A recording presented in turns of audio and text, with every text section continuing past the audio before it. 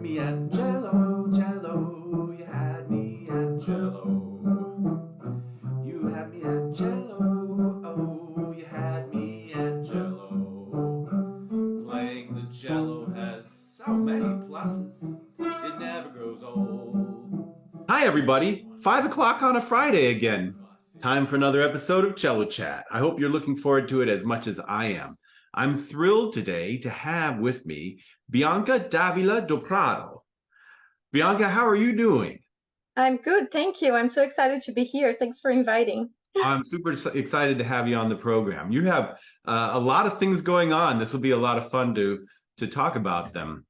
But first, tell your story in a nutshell, if you will. How'd you get started and how'd you get to where you are today? Well, it was a long story, but from the beginning, the guitar. So I grew up hearing him playing and singing, but more of a popular influence. And then since guitar was the only instrument I knew at that point, I wanted to play guitar. So when I was 9, I got for Christmas a guitar, which was my first instrument.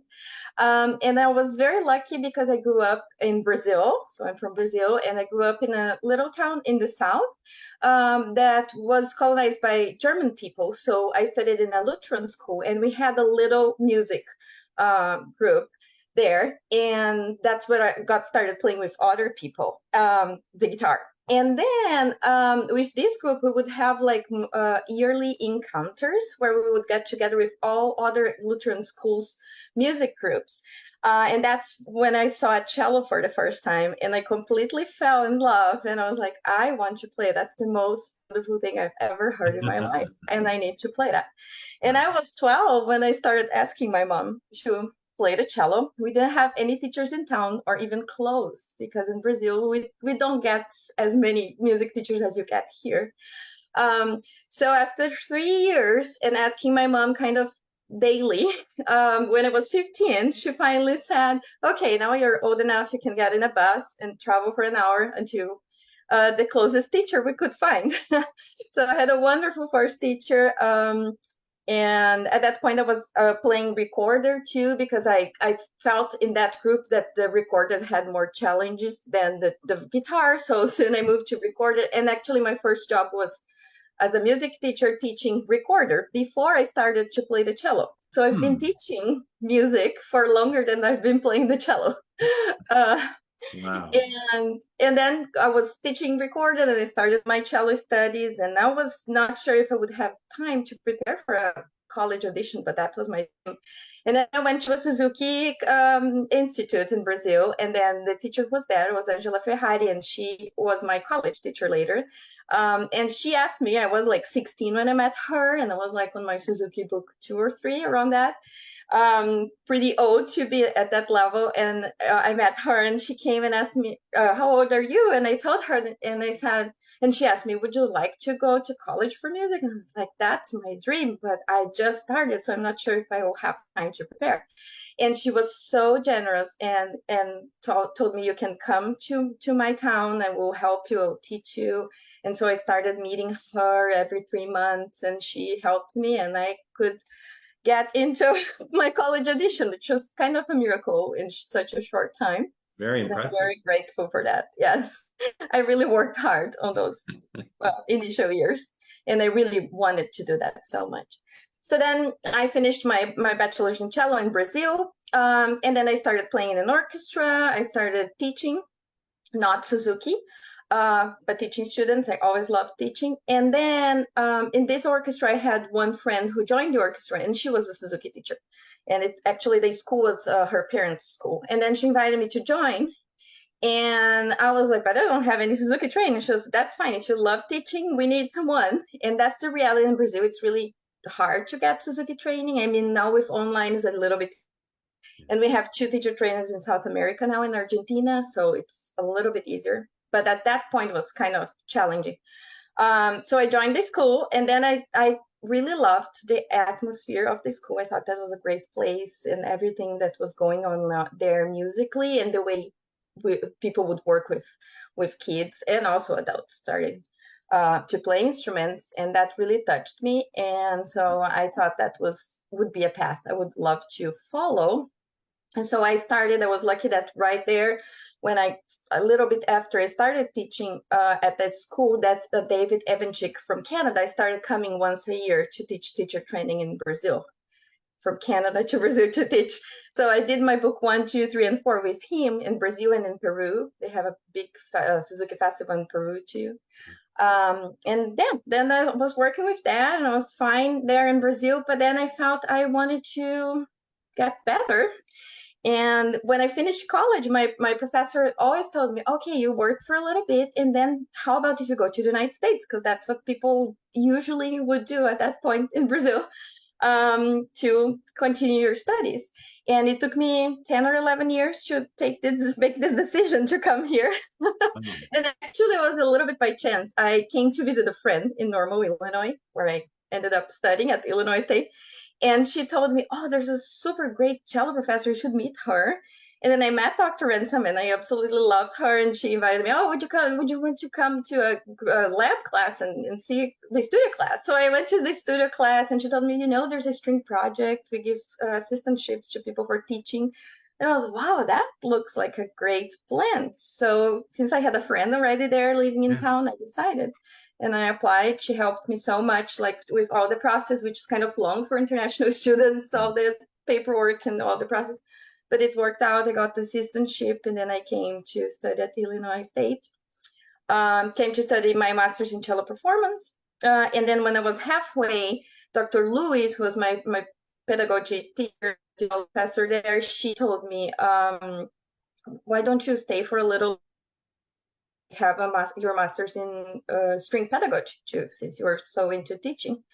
So I did it, and I stayed there for 2.5 years, and learned a lot. I'm so grateful for my time at Illinois State. It was a wonderful place, very supportive community for international students. So it was a wonderful experience. Excellent. And then from there, I started working. So I finished, and then I started a Suzuki program. It was COVID. Illinois was in a lockdown, right?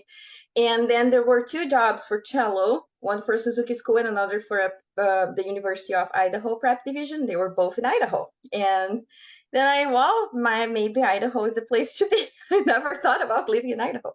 So I moved to Idaho because I got both the jobs. And then I started a lovely Suzuki program in a very tiny town called Sandpoint in Idaho. And I lived there for 1 year and 4 months and got my artist visa with their support.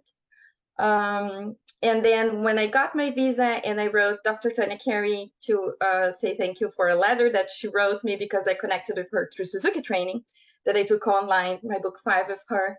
It's my first training online after I finished my master's. And then she told me, oh, there's a job in the school where I teach, and they need someone who can speak Spanish, because it's just started an outreach program for the Hispanic community in Evanston.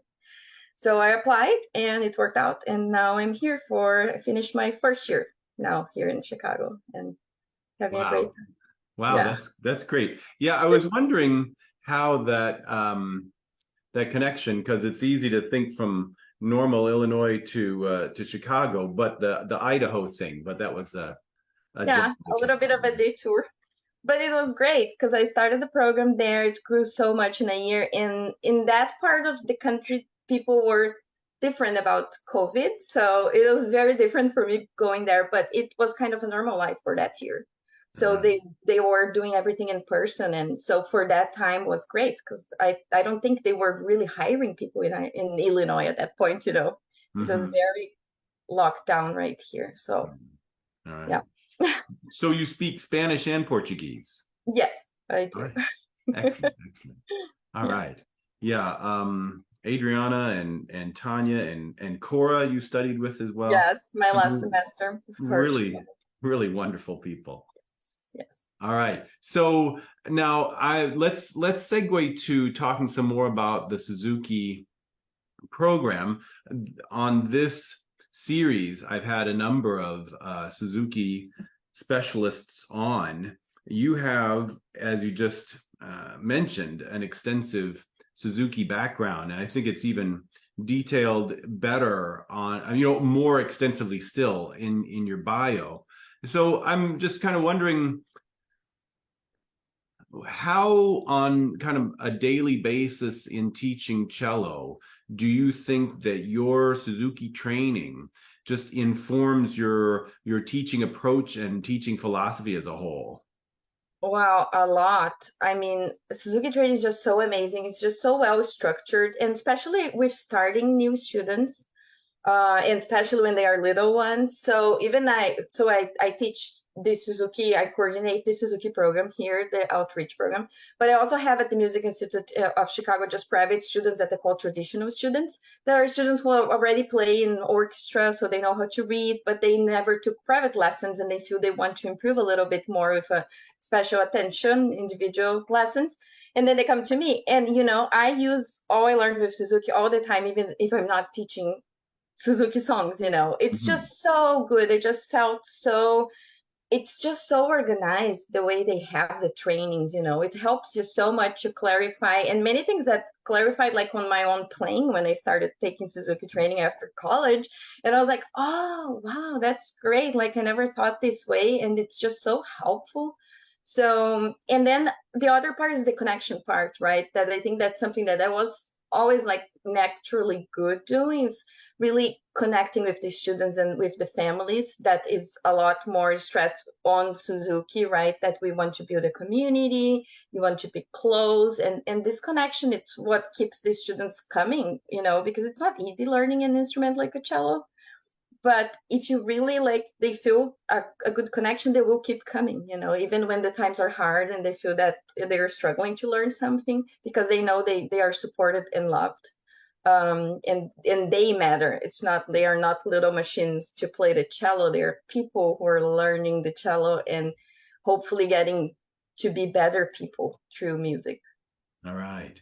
So there's an outreach program within Music Institute of Chicago for the Hispanic community. Yes. So they already had that going in Chicago with violins, called the violin program. And then they decided they wanted to start a year ago this one for the Evanston community. That's where one of our campuses are. Great, great. So kids, they get cellos, stool straps, books, CDs, everything, parent orientation, and a group and an individual lesson per week, totally for free. Wow, wow, that's awesome. It is very awesome. Yeah, and you mentioned the Suzuki approach being very organized, and it's also very nicely prioritized, just kind of from the benefits of music as a whole and the language of music. And yeah, anyway, I can't say how thrilled I am that the American String Teachers Association and the Suzuki of America are getting together for their convention jointly in Louisville this coming March. I think of course, obviously the two organizations never existed, in a vacuum, unaware of each other, but intentionally joining like that, it's impossible to say how much the ripple effects Right. could be for the sake of the string community. Yeah, that's really wonderful. I'm so excited to be there. Yeah, yeah. All right. Now, when you teach, I know that there are some students for whom the issue of motivation just never comes up. And of course, some of it is also age. At certain ages, they seem to just be bundles of energy. But there are definitely certain times with certain students that they would like for us to help them become more motivated about playing and practicing the cello. What are some of your favorite go-tos with helping to motivate such students? I think getting them achievable little goals. So like knowing, and that's Suzuki specialty, right? Like breaking down in little steps so they feel that they are achieving things. So little steps to achieve a big thing, but organized in a manner that they know they can give the next step, and not just like, okay, do it. That's a big stretch. And then, but how do I do it? It's really like helping them organize it. And I think that too, and I've been doing that now. It's the beginning of the school year, and I just taught a lesson for an online student. She's a 8-year-old from Brazil, wonderful cellist. She started with me when she was 3. And she's super good. She's super self-motivated. She looks like an adult, like having a lesson. It's just the cutest thing. So she's one of the kind of students that, well, that's not her problem. But even like when I reconnected with her, I was like, okay, so how is your practice going? How much do you have? And, helping them organize their time, because I think time management in busy schedules, like we have, especially in America, people do so much. It's sports and music and this and that, and it's a lot going on. I feel the students sometimes come to the lesson like super tired. So you have to help them with the time they have, if that's 15 or 30 minutes, to feel like they're achieving and developing something, even in a short schedule. So that's something that I really help them. Like for the older ones, they have a little notebook. I will write them as, how is that going? Was that too much? Do you need more? Or do you need less? Just to make them feel like they can do whatever their schedule is, that they still can, step by step, be learning and developing. And then community, right? That's so important. Like in this outreach program, it's so fun because many of the families, they know each other. Before the program, they knew each other, went to school together. And so it's so amazing to see like how the parents outside, they start like giving tips to each other to things that help them with their kids. And I'm so excited. We started 15 families last year. Now we're going to start 15 more.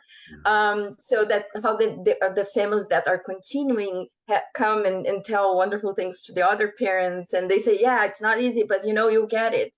Because especially for these families, it is something that they're not familiar at all. Many of them, they never saw cello in their lives. And there they are with their little kids, to learn a total new language in a new language in English. But I mean, the kids' English is amazing. It's better than mine. But the idea to have a bilingual teachers is that we can communicate better if parents or grandparents need a little help with the English, so then we can communicate in Spanish with them. All right. So Brazilian music, in the efforts in recent years, I mean, that's not brand new in recent years, but it seems like a number of people, organizations have stepped up trying to prioritize expanding the canon, expanding the repertoire as a whole. And I believe you have as one of your missions to try and get more Brazilian music in the mix. So, I mean, from my perspective, there are a number of rhythmic aspects to Brazilian music in general, and then just even the approach to harmony is rather distinctive. What do you think are some of the reasons to our viewers, for example, why they should go out of their way to incorporate more Brazilian music?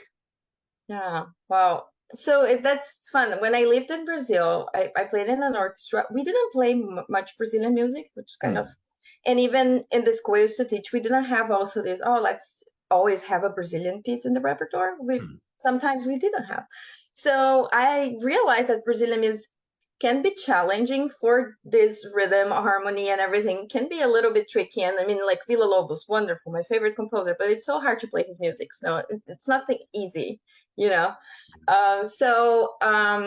there are things that are more, that are in an easier level, that I even didn't know much about that until then. When I was finishing my master's in string pad, I had to write an article. So then I decided to grade a few Brazilian pieces for strings, so more people here could know those pieces existed. And then I published in the Asta, Illinois, the Scroll magazine, and also in the American String Teacher articles about these pieces that I found out researching, but not that I played them before.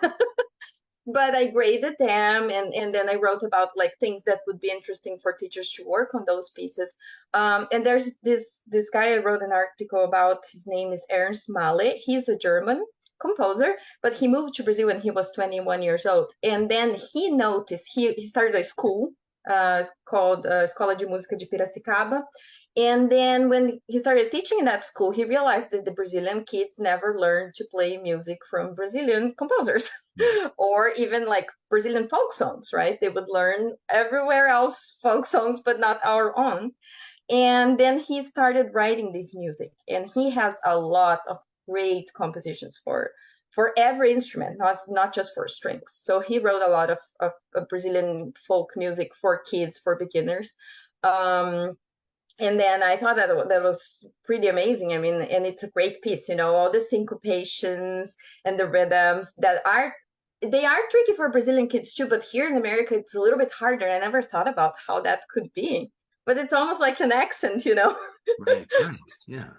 It's something that we grow up hearing, those rhythms and that kind of music. So it's and then it was wonderful that when I wrote those articles, some educators contacted me, and I've been working with the students playing the Brazilian pieces, which has been like a wonderful experience.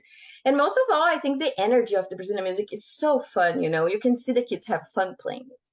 It's really amazing how like it is something that catches you. Yeah, very much.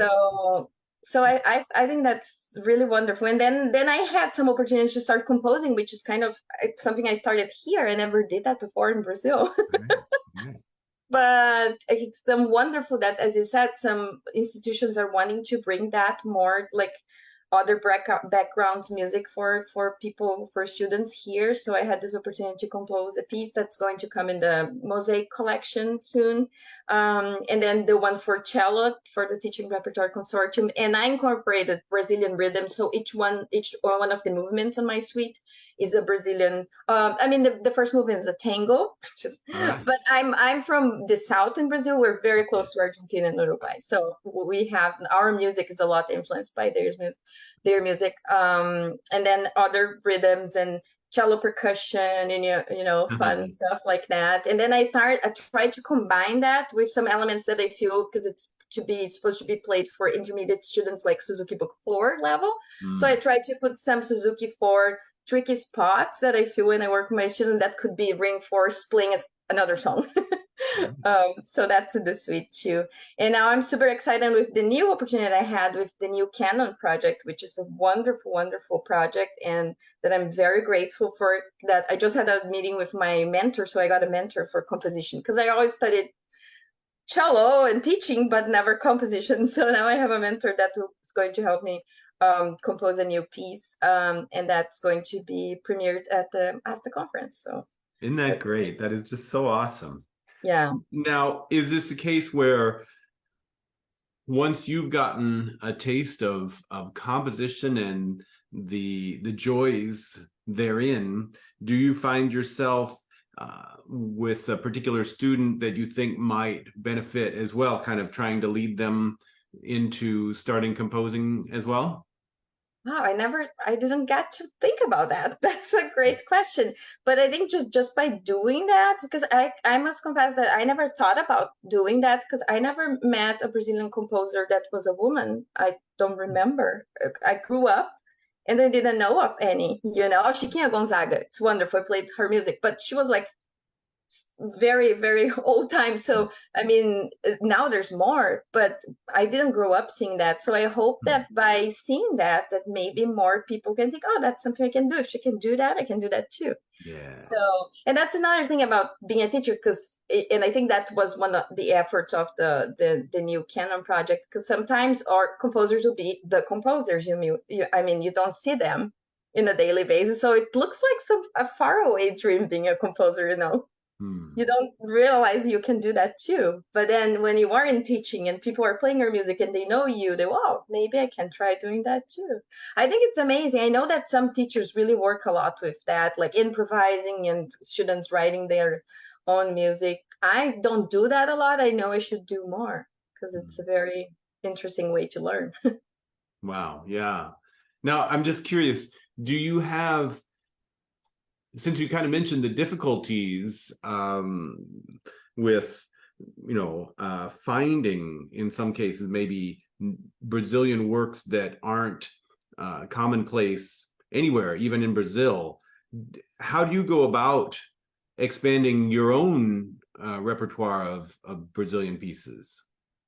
Well, I think it's more challenging to find things that students can play, right? I mean, there's good pieces. I've been playing a little bit of, I can play the Villa Lobos stuff, not the concertos because they're too hard, but but there's music you can find, and there's many Brazilian composers right now, great composers. One I studied with in school was my harmony, and he's been composing wonderful. And just in my town in Porto Alegre in the south, there's so many wonderful composers composing new music for cello, which is great music. It's just hard. It's just not something that kids could play. So that's kind of my niche, since I'm not like such a experienced composer to compose like really big works, but I understand what kids can do, and that's a great advantage in this point. Excellent. That's really great. What do you have in the works, either yet for 2023 or thereafter, performances, or other things? Yeah, I think right now, so we're very excited to start this new group of the Third Coast program here. So I'm full-time teaching right now at the Music Institute. I have some online students too. And sometimes I perform with the Peoria Symphony, where Dr. Ransom works. So I'm going to play with them their December and January concert. I'm not getting to do many of them because the rehearsals are on the same day I teach here, but those ones I could fit in my schedule. So I'm very excited to be playing with them a few concerts. And then we are full-time working now in the this composition that's going to be premiered at the conference. And I'm also going to present with the Cello Teaching Repertoire Consortium colleagues about writing new works for cello. So in a session at the ASTA conference. And then what else I'm doing? Well, I'm preparing to take my book 9 and 10 training, finishing my books finally.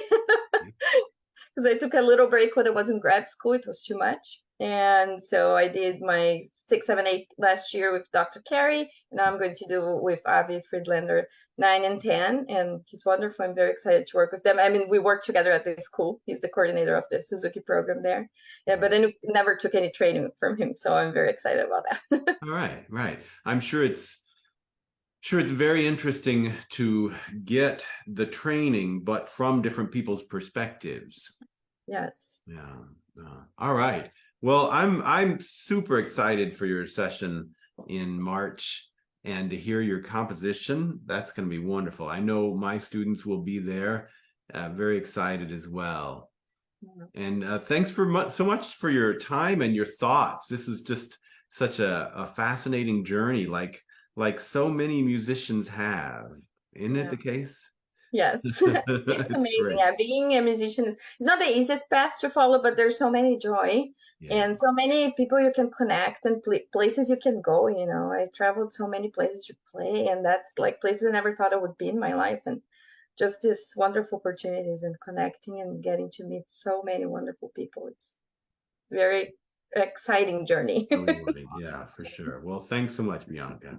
Thank you. And best of luck to all of you out there practicing all week long, and we'll see you this time next Friday. Take care. You had me at cello, cello, you had